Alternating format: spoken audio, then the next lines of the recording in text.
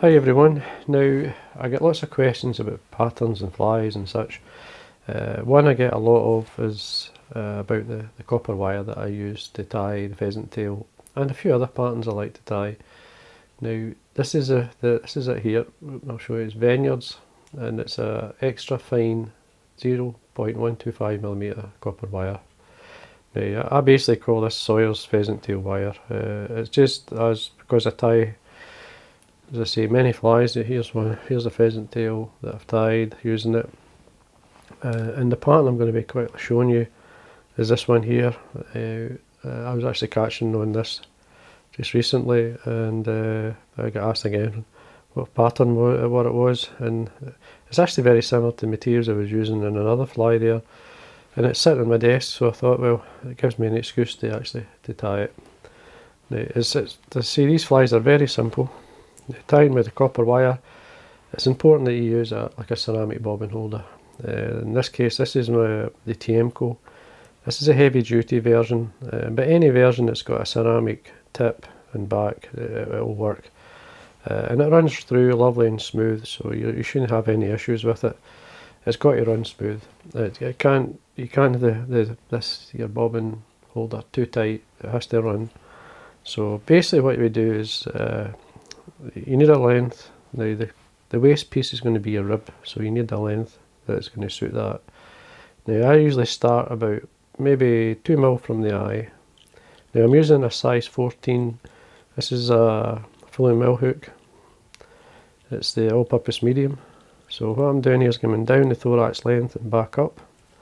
Now you can build this up to suit yourself, make it heavier, because the wire will add weight.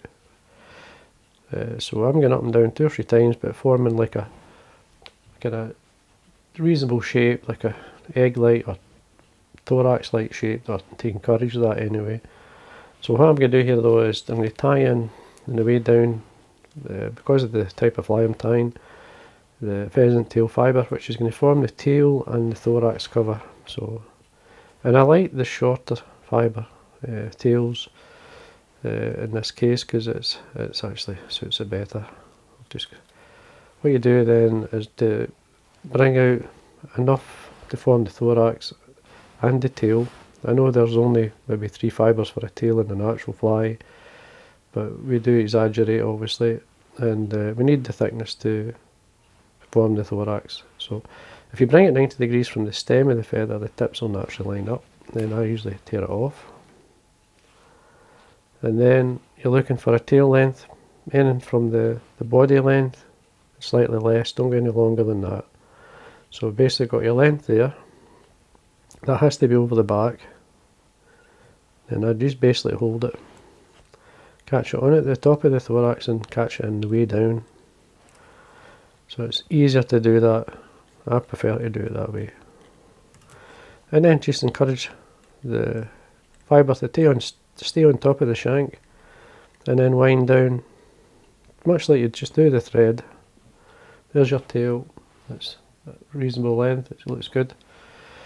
The body, now I'm using this actually recently quite a lot, this Nymph flash dubbing.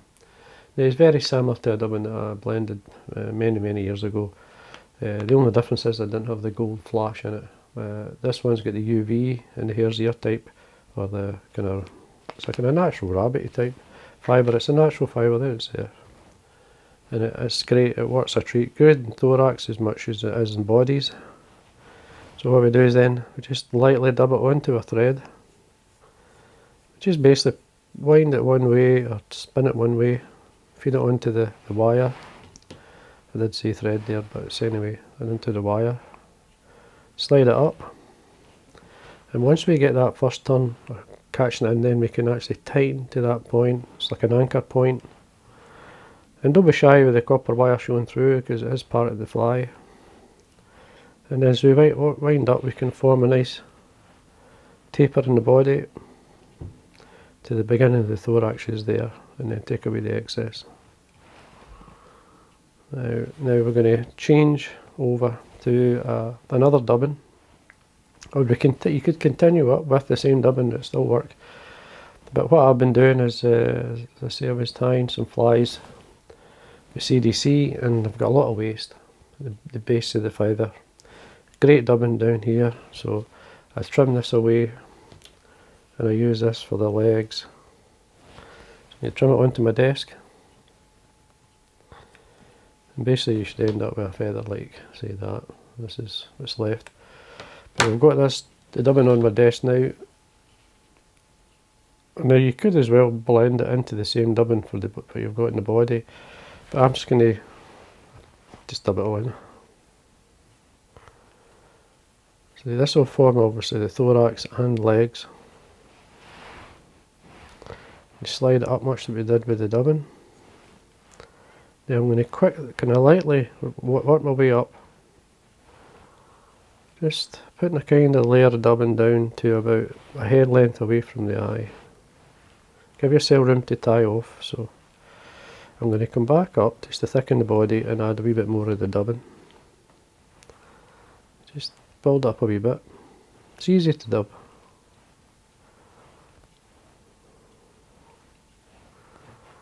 When you're happy, that's fine.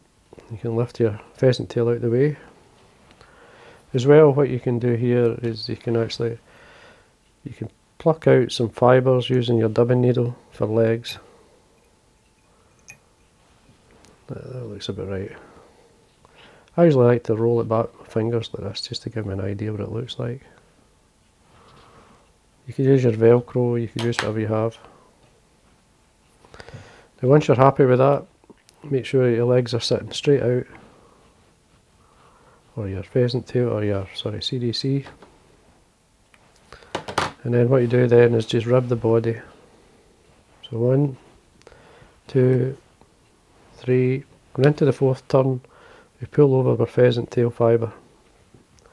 Catch this on the top, and continue winding up like the rib, which will protect it right to the eye. Any fibres going forward, just stroke it back, and then a couple of turns just to the wire, just to hold it. Then we can bring the thorax cover over again. Make sure it's flat. Just rub it with your finger, and when you're happy with the way it looks, you can then bring your wire over the back. 2 to 3 turns. You see there. You can then trim this away. And basically wind down to the eye.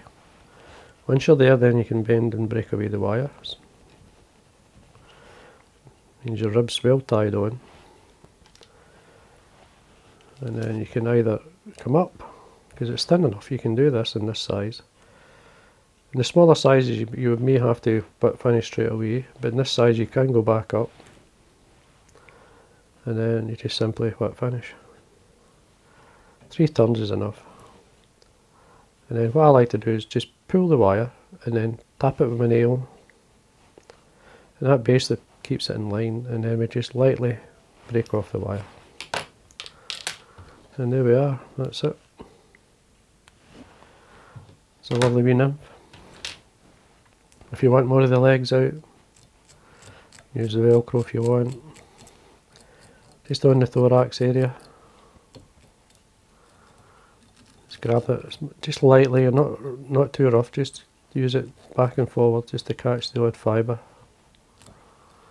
There we are, and then we can just lightly roll it back with our fingers. And there you go, you've got a great nymph pattern. Very simple. Simple materials, and you can see the copper wire showing through. You want that, that's the colour, it's the nymph. Plus it's the weight of the fly. So, and then you simply finish off by a coat of varnish. Just let it soak into the copper wire. You could do it a couple of times if you want, but I find that's fine. And I wear these flies out, to be honest with you. And there we go, and that's it. Just a basic copper, sort of hare's ear type nymph, if you want to call it. As I say, that's the main thing, is the question about this copper wire. As I say, it is from Veniards, and it's extra fine, so nice one. So anyway, hope you enjoyed the video, and again, thanks for watching.